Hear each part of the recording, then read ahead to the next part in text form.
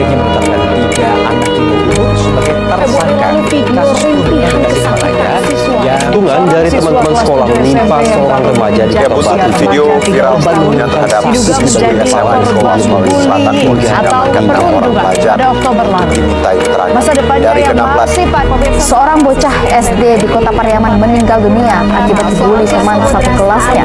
Bisa dipicu kekesalan pelaku yang menganggap tidak dihormati seorang siswi kelas 1 SMP di Semarang dikeroyok oleh kakak kelasnya. Kita ke informasi lainnya, saudara. Setelah menjalani perawatan, korban dugaan perundungan Fatir Arya Adinata 12 tahun sekolah dasar.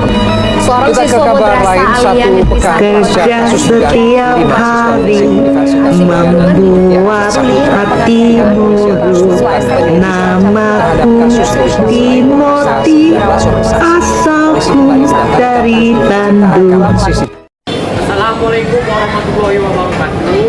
Kami dari kelompok 4 Fakultas Ilmu Sosial Prodi PPKN kelas E, mata kuliah Ilmu Hukum dengan dosen pengampu Bapak Taufik Ramadan SHMH. Di sini kami akan memaparkan materi kami tentang bullying. Sebelum itu, perkenalkan, izinkan kami memperkenalkan diri terlebih dahulu. Hai, perkenalkan, saya Maika Monika dengan NIM 3252411193. Halo semua, perkenalkan nama saya Anissa Putri Rahmayanti Sipangka dengan NIM 32521124. Halo, perkenalkan, saya Adam Putri Ginting dengan NIM 3253111017. Halo, perkenalkan, nama saya Putri Ramadhani dengan NIM 3253111002. Perkenalkan, nama saya Deris Madupang dengan NIM 3251111033. Halo, perkenalkan nama saya Dipati Haida Berginting dengan NIM 3252111005. Nah, sebelumnya tahu nggak bullying itu apa? Kalau nggak tahu, sini aku kasih tahu. Bullying merupakan tindakan atau kekerasan yang dilakukan sengaja oleh orang atau kelompok yang disasarkan oleh orang yang lebih lemah, sehingga orang yang lebih lemah ini tidak mampu untuk melawannya. Nah, bullying terbagi menjadi beberapa. Pertama, bullying fisik. Kedua, bullying verbal. Ketiga, bullying sosial. Keempat, cyberbullying. Dan di sini kami akan memberikan satu contoh kasus. Contoh kasus yang kami ambil dari bullying yaitu yang berada di SMP Negeri 9 Tangsel. Yang menjadi korban bullying yaitu berinisial M yang berumur 13 tahun, menjadi korban perundungan di sekolah, yang dimana sekolah seharusnya menjadi tempat aman, tempat dia untuk berkarya. Dan di sini MH malah menjadi korban bullying. Awal tragedinya bermula dari waktu masa perkenalan lingkungan sekolah. MH di situ telah dibullying oleh kakak kelas. Masalah puncaknya terjadi pada 20 Oktober 2025, di mana MH sedang melakukan piket yang telah dijadwalkan oleh kelas-kelasnya. Dan pada saat itu dia sedang mengambil sebuah sampah di bawah kursi, sebuah sampah di bawah meja. Dan puncak dari masalahnya adalah kakak kelasnya memukulkan kursi kepada kepala korban, sehingga korban mengalami luka yang sangat serius, mulai dari luka fisik, luka mental, dan juga matanya mengalami kerabutan. Korban sempat dilarikan di rumah sakit swasta, dan pada akhirnya korban pun dilarikan di rumah sakit Fatmawati, Jakarta. Setelah 1 minggu perawatan dan korban mengalami sebuah koma hingga 5 hari. Setelah 1 minggu perawatan dan pada akhirnya korban pun menghembuskan nafas terakhirnya.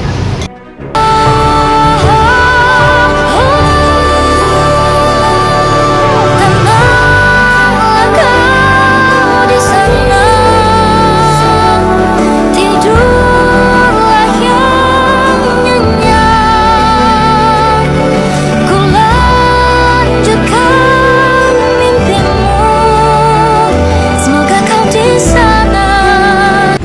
kepolisian bangsa 6 saksi sedang didalami, mulai dari guru, siswa, dan telah kasus ini menjadi peringatan besar bagi kita semua.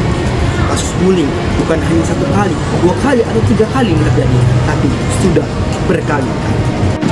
Adapun penegakan hukum dari kasus pembulian itu yaitu yang pertama ada Undang-Undang Nomor 35 Tahun 2014, yaitu pasal 76C, yaitu tentang perlindungan anak dari kekerasan, yang mana isi pasalnya itu menegaskan bahwa siapapun itu tidak boleh melakukan kekerasan kepada anak, tidak boleh membiarkan anak itu mengalami kekerasan, tidak boleh menyuruh orang lain melakukan kekerasan atau ikut terlibat dalam tindakan kekerasan tersebut.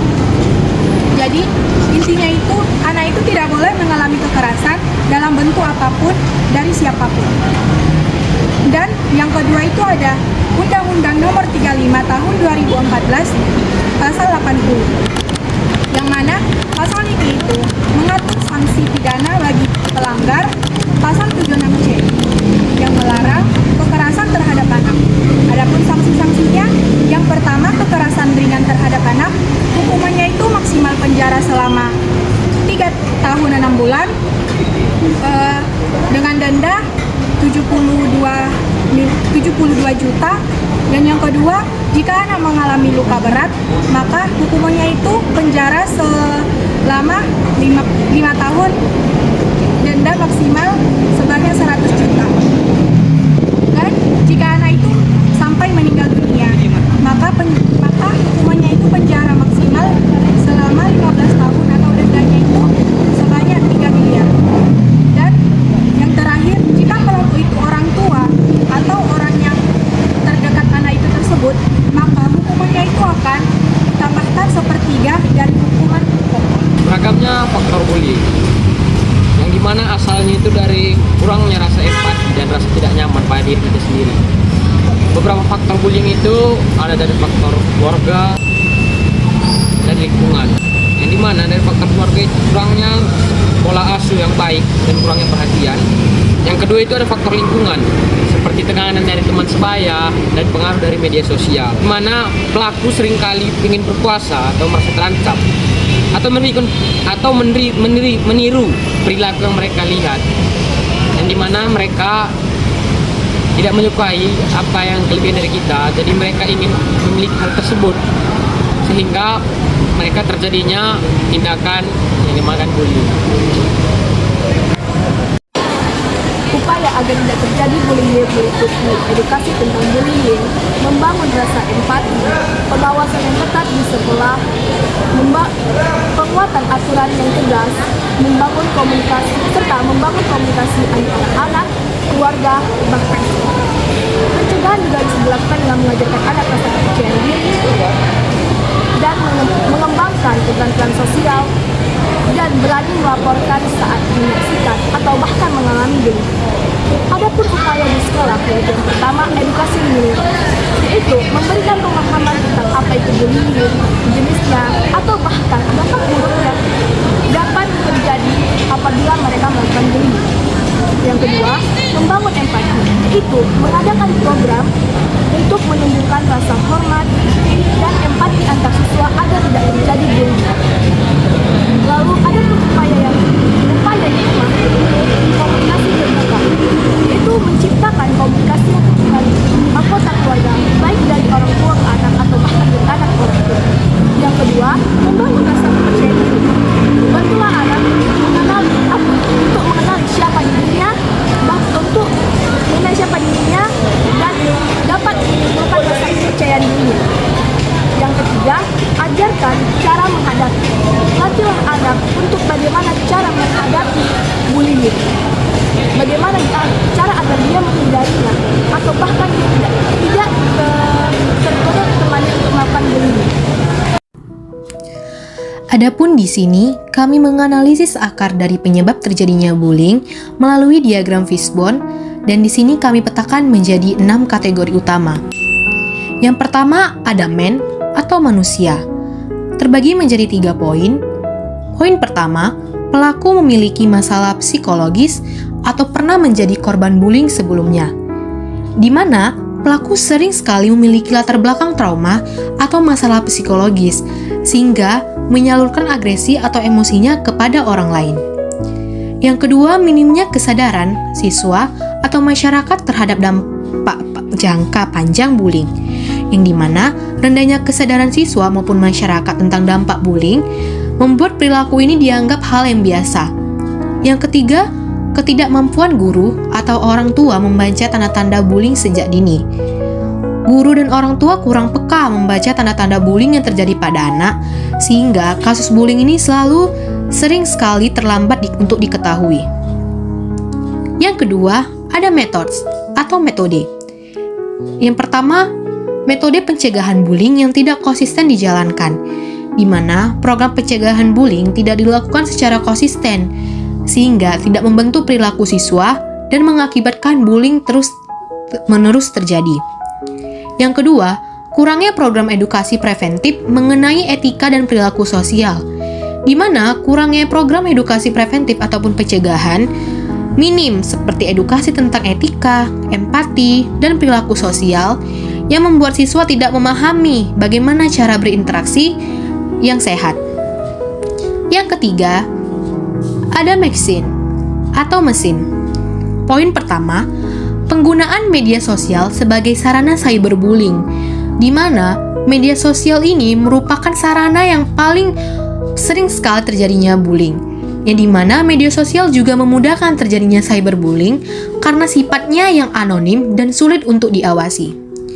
Yang kedua, minimnya akses ke teknologi monitoring atau pengawasan sekolah, di mana kurangnya teknologi pendukung seperti CCTV atau sistem pelaporan digital yang membuat bullying tidak terdeteksi. Yang keempat, ada material.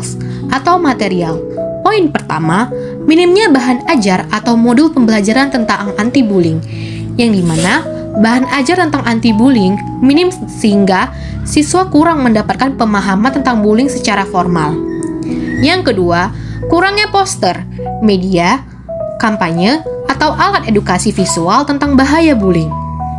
Poster, kampanye visual, dan media edukasi kurang tersedia, menyebabkan pesan ataupun edukasi anti-bullying tidak tersosialisasi dengan baik. Yang kelima, ada mother nature atau lingkungan.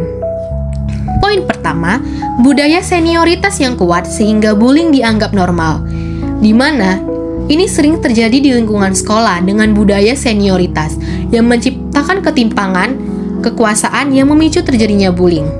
Lalu yang kedua, kurangnya perhatian orang tua akibat kesibukan sehingga tidak mengetahui perilaku anak, di mana orang tua yang sibuk tidak memantau perubahan perilaku anak, sehingga pelaku dan juga korban tidak terdeteksi. Yang keenam, ada measurement atau pengukuran. Poin pertama, minimnya evaluasi rutin dari pihak sekolah terkait perilaku siswa. Di sini kurangnya sekali evaluasi perilaku siswa yang jarang dilakukan, sehingga tidak ada pemetaan tentang risiko bullying, sehingga bullying terus-menerus terjadi. Lalu yang kedua, lemahnya sistem monitoring terhadap perubahan perilaku pelaku maupun korban, di mana sistem monitoring terhadap pelaku dan korban kurang efektif, yang membuat bullying selalu mudah terulang.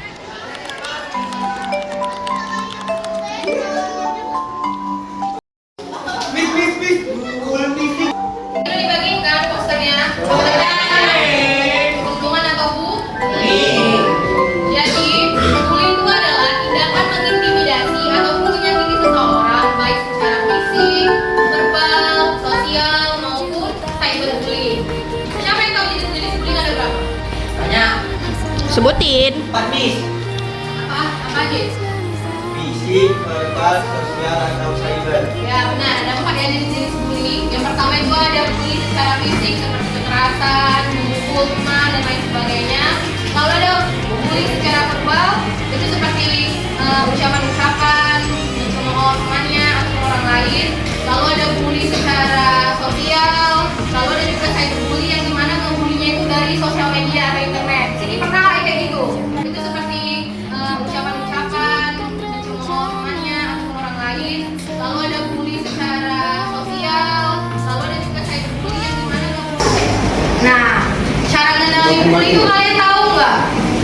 please.